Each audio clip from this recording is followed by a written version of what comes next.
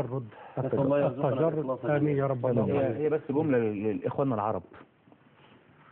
مصر في محنة. أي. وعيب عليكم قوي إن مصر تغرق وانتم موجودين أو واقفين تتفرجوا.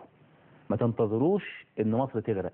النهاردة واجب كل قائد عربي وكل واحد عربي قادر على أن يدعم الاقتصاد المصري.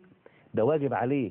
مصر مش ما بتشحتش من حد ولا بتمد ايديها لحد، ولكن مصر هي الأخت الكبرى لكل الدول العربية. جميل. عيب قوي إن مصر تغرق أو تتعرض للغرق وانتوا واقفين تتفرجوا.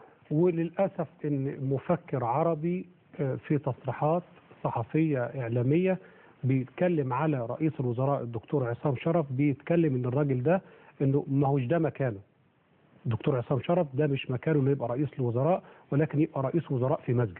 مع احترامي ليه الدكتور عصام شرف اللي جابته الثورة واللي تقرر مكانه ولا مش مكانه الشعب المصري والثوار والثائرون المصريون واللي حطوه في المكان ده. نعم. مش اي حد، ولو كان حتى هو قائد العالم كله.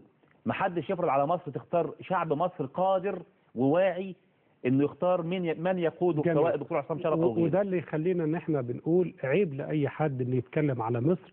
مصر الكنانة، مصر قلب العروبة، مصر القلب النابض. عيب ان حد يتكلم على مصر او على اي احد ايا كان منصبه او ايا كان درجته على اي احد من مصر، لان العصر ده انتهى. ان لما نيجي نسمع عن حد بيتكلم عن البلد بصورة وحشة او بصورة غريبة او بصورة عجيبة، او اي حد بيتكلم ايا كان هو مين، يتكلم على اي فرد، على اي طفل، على اي شاب من شباب مصر، ان لما يتكلم بطريقة وحشة احنا العصر ده انتهى، لان هنقف بالمرصاد لكل من يتعدى على مصر. مشاهدينا الكرام، كان هذا اللقاء المفتوح، واسال الله تبارك وتعالى ان يجعله في ميزان حسناتنا يوم ان نلقاه. تكلمنا عن رسالة الى شباب الدعوة، رسالة الى شباب مصر، رسالة الى شباب فلسطين، رسالة الى شباب العالم العربي والاسلامي.